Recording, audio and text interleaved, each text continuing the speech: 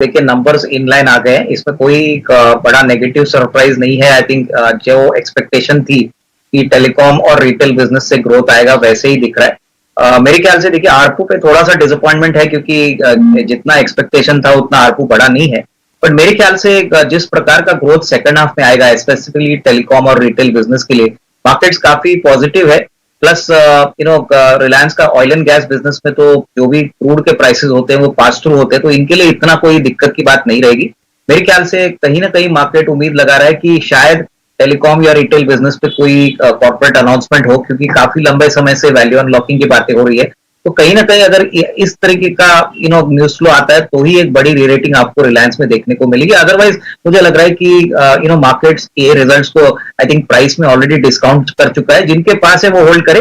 मेरे ख्याल से अगर नजरिया 12-15 महीने का है तो मुझे लग रहा है कि इसमें अच्छी रेटिंग मिलेगी। बट डेफिनेटली एक वर्कवाइल स्टॉक है अगर आपके पोर्टफोलियो में अभी आपको इंक्लूड करना है, क्योंकि डेफिनेटली ट्रिगर्स तो है और ये कब प्ले आउट होंगे वो कहना मुश्किल है, लेकिन डेफिनेटली नेक्स्ट 12 to 15 मंथ में आउटलुक पॉजिटिव। देखिए मुझे लग रहा है कि वैगन के बिजनेस में इन्होंने बहुत ही अच्छी तरह से अपनी पोजीशन कंसोलिडेट की है। In fact profitability growth record high पे है और ये दो बिजनेस में काम करते हैं। एक तो रेलवे वैगन और दूसरे कमर्शियल व्हीकल्स के लिए फुली बिल्ट व्हीकल बॉडीज बनाते हैं। दोनों सेक्टर में हमको लग रहा है कि ग्रोथ काफी स्ट्रांग होगा। अभी गवर्नमेंट ने हाल ही में कहा है कि 4 लाख करोड़ का बजट है पूरे रेलवे इंफ्रास्ट्रक्चर को अपग्रेड करने के लिए। प्लस 20,000 वैगन की नई ऑर्डर नवंबर में ये जो टेंडर है ये खुलने वाला है। तो यहाँ पे भी इन्होंने कहा है कि ये काफी एक्सपेक्टेशन रखते हैं कि यहाँ पे भी अच्छे ऑर्डर मिलेंगे। मुझे लग रहा है कि आने वाले एक साल में डेफिनेटली विजिबिलिटी तो बहुत अच्छी है, बट प्रॉफिटेबिलिटी जिस प्रकार से इन्होंने सेकंड क्वार्टर में दिखाई है, अगर यही रन रेट ये मेंटेन करते हैं तो यहां से भी अच्छी रीरेटिंग आपको देखने को मिलेगी। ये स्टॉक में अर्निंग्स ग्रोथ जो है वो करीबन 20-25% इस साल आने की उम्मीद है। तो डेफिनेटली इसमें रीरेटिंग और आने की उम्मीद रहेगी। अभी आज कॉन कॉल भी है, तो कॉन कॉल के बाद मेरे ख्याल से मैनेजमेंट की जो कमेंट्री है, आउटलुक है, वो भी मेरे ख्याल से मार्केट कीनली अवेट करेगा और उसके बाद मेरे ख्याल से एक पॉजिटिव टेरिटरी में और ऊपर जाने की चेष्टा ये स्टॉक कर सकते हैं। अभिषेक नंबर्स बहुत ही स्ट्रांग है और मुझे लग रहा है कि आज के सेशन में आपको एक पॉजिटिव रिएक्शन देखना चाहिए। मुझे लग रहा है कि जिस प्रकार की प्री लॉन्च के नंबर्स आ गए हैं, प्लस अभी जो थाने का लॉन्च होने वाला है उसके ऊपर सबके नजर रहेंगी और मुझे लग रहा है कि जो कमेंट्री मैनेजमेंट से आएगी कि किस प्रकार का ग्रोथ सेकंड हाफ में आएगा, क्योंकि ऑलरेडी रेवेन्यू विजिबिलिटी काफी स्ट्रांग लग रही है। कोई नए प्रोजेक्ट्स या अनाउंस करते हैं apart from the Thane project, तो वो मार्केट्स डेफिनेटली मैनेजमेंट के पॉइंट ऑफ व्यू से अवॉइड करेगा। बट आज के सत्र में लग तो रहा है कि इस तरीके के रिजल्ट्स के बाद एक अच्छी बाउंस के साथ स्टॉक खोलना चाहिए। हालांकि देखिए मार्केट सेंटिमेंट थोड़ा सा वोलेटाइल है, बट नंबर स्ट्रांग होने के कारण यहाँ पे लग तो रहा है कि definitely it will open on a positive note. और मेरे ख्याल से लॉन्ग टर्म के लिए, मीडियम टू लॉन्ग टर्म के लिए अगर कोई भी गिरावट अगर आपको ओवरऑलिटी के शेयर में मिलती है तो खरीदने का मौका समझना चाहिए।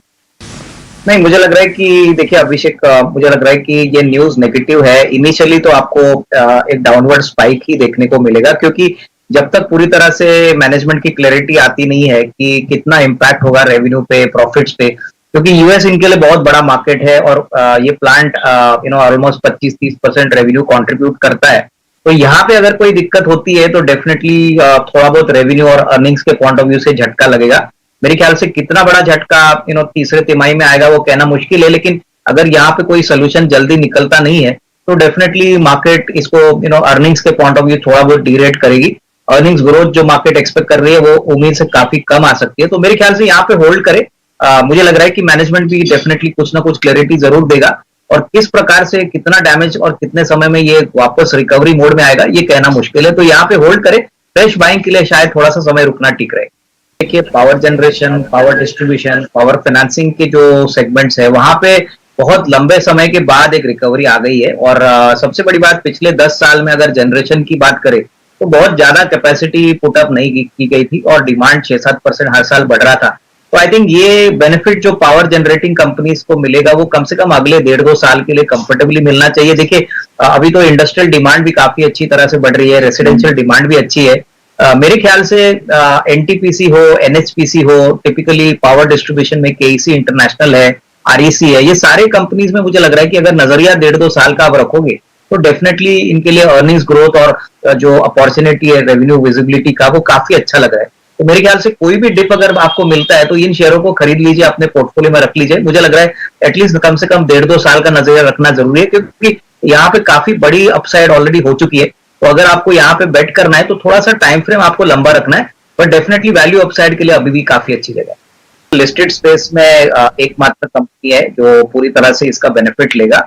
इनफैक्ट मुझे लग रहा है कि इसमें अपॉर्चुनिटी बहुत बड़ी है, क्योंकि काफी ऐसी अनलिस्टेड कंपनीज है जो अभी भी फिजिकल शेयर्स में काम करते हैं, लेकिन रेगुलेटरी एक बार अप्रूवल आता है तो मेरे ख्याल से यहाँ पे there will be a huge appetite, और सीडीएसएल के पास इंफ्रास्ट्रक्चर भी है, एसेट लाइट मॉडल होने के कारण स्केलेबिलिटी काफी अच्छी हो सकती है।